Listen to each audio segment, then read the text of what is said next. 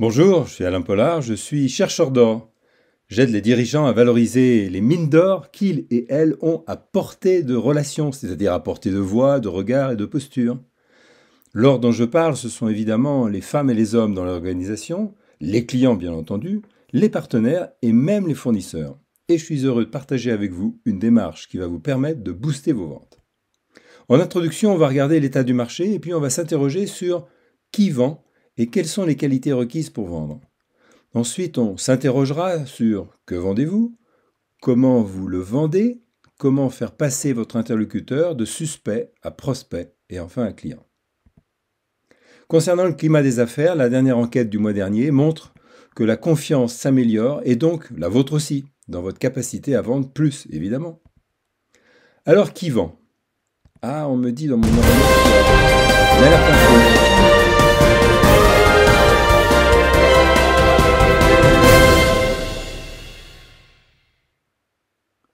Vous ne vendez rien, c'est votre client qui achète? Vous pensez que c'est vrai? Vous pensez que c'est une fake news? Eh bien, en effet, on peut convaincre les autres par ses propres raisons, mais on ne les persuade que par les leurs. Déjà au XVIIIe siècle, Joseph Joubert, à la fin donc du siècle, proposait cette maxime, on va dire. Vous allez me dire, convaincre et persuader, c'est la même chose? Eh bien, pas du tout.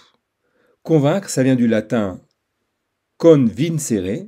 Vincere, c'est vaincre. Bon, il y a con aussi. C'est même prouver la culpabilité de quelqu'un. Ou encore dénoncer une faute, une erreur. Vaincre, c'est un combat. Et il y a donc un gagnant et un perdant. Il n'y a pas d'autre solution. Au contraire, persuader vient de persuadere. C'est inciter l'autre à l'action, le mettre en mouvement. Vous voyez bien que c'est tout à fait différent. Alors que vous ayez une équipe commerciale, que vous vendiez exclusivement par les réseaux ou que vous fassiez tout vous-même, ce que nous allons voir ensemble est pertinent car à un moment, vous allez bien être en face de votre client. Qu'est-ce qu'un vendeur? Qu'est-ce qu'un bon vendeur? Pour certains, ce serait un expert qui connaît tout par cœur. Pour d'autres, ce serait un magicien qui transforme le plomb en or. Eh bien, je vais vous décevoir, c'est ni l'un ni l'autre. Quelles sont les qualités des excellents vendeurs, c'est-à-dire de ce qu'on appelle le top 10%? La première qualité, c'est l'empathie, qui vient du grec pathos, ressenti, et en, qui veut dire dedans. Donc c'est ressentir ce que l'autre ressent, ou simplement comprendre comment l'autre perçoit le monde. Et l'image du film qui se déroule dans l'un des deux cerveaux et qui est vue par l'autre représente bien l'empathie. Alors j'apprécie ou non le film de l'autre, ça c'est un autre sujet. Mais au moins, je perçois ce que l'autre perçoit. La deuxième qualité, c'est la niaque. Et ça tombe bien, car avec ce qu'on a vu de la confiance des dirigeants d'entreprise, l'empathie et la niaque vont faire merveille, bien entendu. Que vendez-vous? Souvent, pour ne pas dire toujours, on présente ce que l'on vend par le contenu du service ou les caractéristiques du produit. Ici, on vend de belles oranges. Ici, on vend de belles oranges pas chères. Si vous n'avez jamais entendu ce sketch de Fernand Reynaud du siècle dernier, je vous invite à l'écouter. C'est une belle leçon de marketing et de vente. Que vendez-vous? D'ailleurs, quelle est votre proposition de valeur? Une proposition de valeur, c'est exprimer un bénéfice et un résultat pour le client avec un exemple. Et c'est assez facile à construire. Tiens, en fait, on va revoir la première image, c'est un bon exemple. La NASA à gauche et SpaceX à droite. Ils mettent tous les deux 22 tonnes en orbite. Et SpaceX est 10 fois moins cher que la NASA. Et vous comprenez pourquoi Barack Obama avait passé une commande de 2,6 milliards de dollars en 2014 à Elon Musk, qui n'avait jamais construit de fusée. Il avait commencé son rêve martien en 2001, année prédestinée, en essayant d'acheter un missile intercontinental aux Russes pour comprendre leur technologie. Pour élaborer une proposition de vente, c'est assez simple, il faut 3 ingrédients. Des facteurs de performance ou d'efficacité, des verbes d'action et de mouvement, et enfin une mesure permettant d'évaluer l'action menée sur ces facteurs de performance. Voyons ça en détail. Voici quelques exemples de facteurs de performance pour votre client sur lesquels votre offre a un effet, que ce soit un produit ou un service. Par exemple, supposons que je propose des études de marché à l'export. Le facteur de performance pourrait être le chiffre d'affaires. Pour montrer l'impact de votre produit ou service, il vous faut montrer le mouvement que vous pouvez créer pour votre client. Toujours pour mon étude de marché, je pourrais choisir simultanément les verbes développer et réduire, une sorte d'oxymore, et vous allez voir comment. Enfin, le dernier élément est un élément de mesure de l'action. Alors ça peut être dans le temps, ça peut être de l'argent, ça peut être sous forme de taux, de ratio, ça peut être sous forme de risque, ça peut être aussi sous forme de retour sur investissement. Toujours pour mes études de marché, je pourrais choisir un ratio et le risque. Si je devais faire une proposition de valeur sur un projet export, ce qui n'est en aucun cas mon domaine d'expérience, je pourrais dire la chose suivante. Avant d'investir, une étude de marché permet d'éliminer votre risque sur votre projet d'export. Dans une PME de votre secteur, nous avons ainsi pu sécuriser 8% de chiffre d'affaires additionnel dès la première année. Alors vous allez me dire, et toi, c'est quoi Alain, ta proposition de valeur? En fait, j'en ai plusieurs, une par domaine d'expertise. Celle qui concerne notre sujet d'aujourd'hui, c'est la suivante. Je vous aide à augmenter votre chiffre d'affaires en entraînant vos commerciaux à être plus performants. Savoir comment un leader américain du secteur des loisirs a augmenté ses ventes de 20% en 3 mois en France, à moyen constant et avec la même démarche que vous pourriez mettre en œuvre chez vous, ça vous intéresse? Évidemment, votre interlocuteur va vous en demander d'en dire plus. Il ne faut pas répondre parce que ce n'est pas l'objet de votre rencontre. Qui rencontrez-vous d'ailleurs? Face à un suspect de cette nature qui n'a pas l'air très accueillant, parce que peut-être il se dit les choses suivantes. Vous ne connaissez rien à mon business, je ne comprends pas ce que vous pouvez faire pour moi, je ne sais pas qui vous êtes, je ne connais pas votre entreprise, et vous dites avoir quelque chose à me vendre.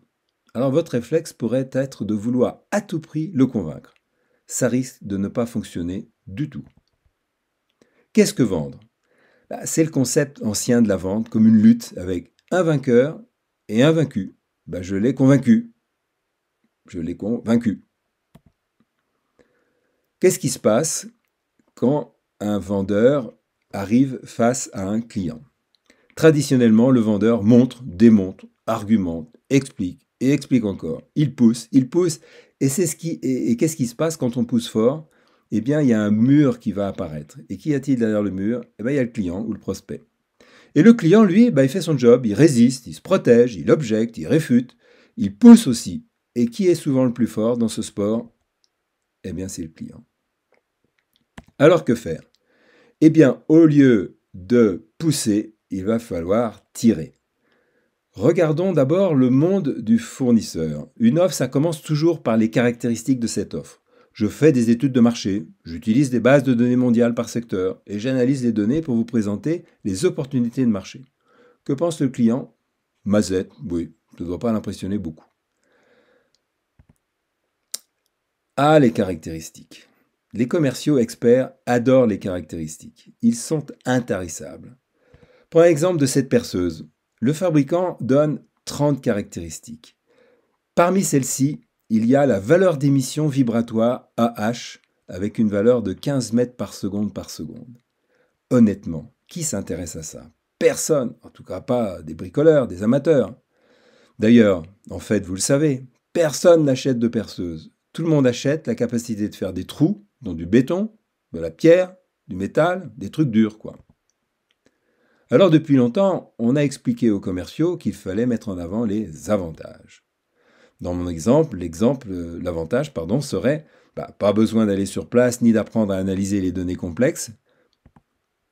Et le client, il n'est toujours pas ni convaincu ni persuadé. En réalité, à ce stade, il n'a pas conscience de la valeur que représente votre offre. Ah, les avantages. J'ai des choses aussi à dire sur les avantages. J'ai entraîné des commerciaux de la division médicale d'un groupe mondial qui vend des équipements de monitorage. Et je leur ai demandé, pour qu'on travaille ensemble, qu'avez-vous du mal à vendre et pourquoi? D'une même voix, ils m'ont répondu « le haut de gamme et donc le plus cher ». Et je leur ai posé la question « mais que fait-il de plus ce haut de gamme ?» Eh bien, ils m'ont dit « l'appareil enregistre en continu les 12 paramètres vitaux du patient sur 48 heures ». Et je leur ai posé la question « mais c'est quoi l'avantage ?» On vient de te le dire, il enregistre 12 paramètres vitaux sur 48 heures. Mais j'aurais dit, mais c'est pas un avantage, ça, c'est une caractéristique. Alors l'avantage, c'est quoi? En réfléchissant pendant plusieurs minutes, ils me disent finalement que ça permet d'avoir le film précis des événements lors d'un incident vital pour le patient. D'accord, c'est un avantage. Mais pour qui? Pour l'infirmière? Alors je continuerai cette histoire tout à l'heure. Vous avez compris que si vous restez dans votre monde, point de salut. Il va donc falloir passer de l'autre côté du mur et entrer dans le monde du client. Ça veut dire passer du discours au questionnement et à l'écoute, en évoquant une problématique à laquelle votre interlocuteur est sensible. Comment allez-vous évaluer le potentiel de ce nouveau marché, en reprenant mon exemple? Le client s'interroge et il va répondre « Oh, j'ai des contacts à l'étranger, je vais aller voir sur place ». Mais il va commencer à se poser des questions. En fait, c'est à lui de dire, c'est pas à vous d'affirmer. C'est ça la grande différence. Et ensuite, vous allez passer aux conséquences. Par exemple, que se passerait-il pour vous si vous n'avez pas accès aux bons interlocuteurs ni aux bonnes données? Et là, le client commence à formuler un besoin explicite. Bah, j'ai besoin de me faire accompagner parce que ce n'est pas mon cœur de métier. Dans le monde du fournisseur, on parle, on montre, on démontre, on explique, on argumente, on réexplique, on pousse. Et pour entrer dans le monde du client, eh bien, vous allez au contraire tirer, questionner, écouter pour susciter le besoin explicite. C'est bien gentil ça, mais quelles sont les questions qu'il faudrait alors poser? Eh bien, avant de répondre à cette question, je vais vous en poser une. Pensez-vous que la décision d'achat, comme toute décision d'ailleurs, soit une décision rationnelle ou bien émotionnelle? Eh bien, c'est 100% émotionnel. Ça peut être souvent habillé d'un peu de rationnel. C'est Antonio Damasio qui l'a démontré. C'est un neurochirurgien américano-portugais et auteur de plusieurs ouvrages, dont L'erreur de Descartes et Spinoza avait raison, et je vous invite à lire ces ouvrages. Comment faire alors pour susciter le besoin et entraîner vers la prise de décision? Eh bien justement, c'est en posant les bonnes questions. Je vous présente maintenant un modèle d'origine américaine, Spin Selling, du cabinet Huthwaite. Revenons au monitorage. La vraie personne sensible à la possibilité de comprendre l'enchaînement de l'incident vital du patient, c'est pas l'infirmière, c'est le chirurgien ou le professeur du service. Ici, faites très attention. Si votre client a une structure d'achat, il faut toujours passer d'abord par le service achat, sinon vous êtes mort.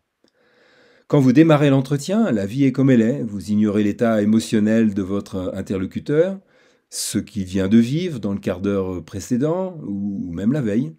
Après avoir établi le rapport avec votre interlocuteur, vous allez poser une question de type S. S comme situation. Par exemple, Monsieur le chirurgien, comment est géré un incident vital en pleine nuit dans votre établissement? Il va certainement vous répondre « Je suis entouré d'une équipe de professionnels et qui va bien évidemment assurer la prise en charge ». Vous remarquez d'ailleurs au passage que l'état émotionnel s'améliore car l'interlocuteur est plutôt fier de son organisation. Ensuite, vous allez continuer par une question de type P comme problème. Vous allez l'entraîner dans une zone potentielle d'insatisfaction.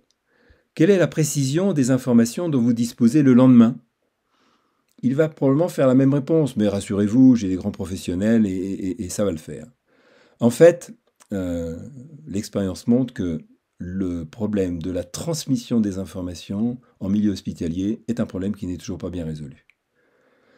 Alors, vous allez poursuivre avec une question de type I, comme implication ou conséquence. Ça serait par exemple, quelles seraient les conséquences pour vous si votre diagnostic était basé sur des informations incomplètes, pas assez précises et peut-être même erronées? Là, la réponse va être claire, même s'il ne la formule pas, il va en tôle. Aujourd'hui, on n'hésite pas à mettre au tribunal un chirurgien qui aurait fait une erreur de diagnostic.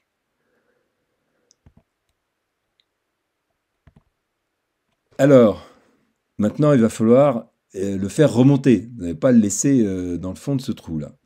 Et vous allez lui poser une question de type V, V comme valeur. Un système qui vous permettrait de reconstituer précisément le film des événements vécus par votre patient. Qu'est-ce qu'il vous apporterait en plus? Et là, ce qui est étonnant, c'est que c'est un argument que vous ignorez. Il ne figure sur aucune fiche marketing, mais que le client peut trouver lui-même. Sa réponse pourrait être effectivement, moi je fais une tournée quotidienne de mes patients les plus intéressants, entouré de mes internes évidemment, et le but de ces visites, c'est essentiellement pédagogique. Si j'ai à ma disposition des éléments extrêmement précis et pertinents, alors ça va augmenter de manière spectaculaire la valeur de ces visites. Et c'est là que vous créez de la valeur pour votre client et qu'il va sentir l'impérieuse nécessité d'acheter votre produit ou votre service. Je vous propose de venir maintenant dans le monde des télécoms, ou plus précisément de celui d'un équipementier de télécommunications qui a comme client des opérateurs de télécom et une offre baptisée fraude. Avec ses équipes commerciales et marketing, on a bâti une base de connaissances qu'on appelle modèle de vente. Une offre se décrit d'abord par ses caractéristiques. Ici, j'ai choisi intelligence artificielle, il y a une petite description. Une caractéristique n'a de sens que si elle correspond à un avantage. Si je dis que mon machin il est peint en bleu, que ça intéresse personne, c'est pas une caractéristique. Donc là, je vais choisir comme un avantage qui est lié à cette caractéristique l'anticipation des problèmes. S'ouvre une nouvelle fenêtre qui s'appelle donc avantage, anticipation des problèmes. C'est la capacité de détecter de nouvelles formes de fraude et donc de mettre en place des solutions correctives avant qu'elles ne se traduisent par une perte significative de revenus. Un avantage, c'est forcément lié à un problème, sinon c'est pas un avantage. Donc je vais choisir ici incertitude sur la facturation. S'ouvre une nouvelle fenêtre, problème, incertitude sur la facturation. Les systèmes de facturation liés à des réseaux complexes et multiplateformes n'apportent pas la certitude que tout service consommé est intégralement facturé. D'autre part, la responsabilité opérationnelle du bon fonctionnement de la chaîne de facturation n'est pas toujours clairement établie. Et là, maintenant, je vais m'intéresser à savoir qui est sensible à ce problème. Donc, je vais voir les interlocuteurs. J'en ai un. C'est le financier. Vous me direz, ce n'est pas une grande surprise. Mais il est sensible à plusieurs autres problèmes qui sont d'ailleurs liés. Si je reviens sur ma fiche problème, je vais trouver ici exactement les questions de type S, P, I et V qui correspondent à ce problème pour ce type d'interlocuteur. Donc, une fois que vous avez construit cette base de connaissances, vous allez pouvoir faire deux choses. Former de nouveaux commerciaux en quelques heures, si c'est votre besoin. Préparez votre entretien avec votre interlocuteur en révisant les problématiques probables auxquelles il est sensible et toutes les questions S, P, I et V. Puis, et seulement après, vous présenterez votre offre avec uniquement les caractéristiques, les avantages pertinents pour votre interlocuteur. Vous n'allez pas le saouler avec des trucs qui ne le concernent pas. Dans les faits, cet équipementier avait des interlocuteurs techniques pas sensibles à cette problématique. C'est en abordant un nouvel interlocuteur que les choses ont pu avancer. Nous arrivons à la fin de ce webinaire, donc votre plan d'attaque est simple. Travaillez votre empathie, entretenez votre niaque, construisez votre proposition de valeur, entrez dans le monde du client en questionnant, et pour ce faire, construisez votre modèle de vente S, P, I et V en liaison avec votre offre. Je vous souhaite une excellente réussite. Merci pour votre attention et évidemment, je suis prêt à vous accompagner pour booster vos ventes. Merci et à bientôt.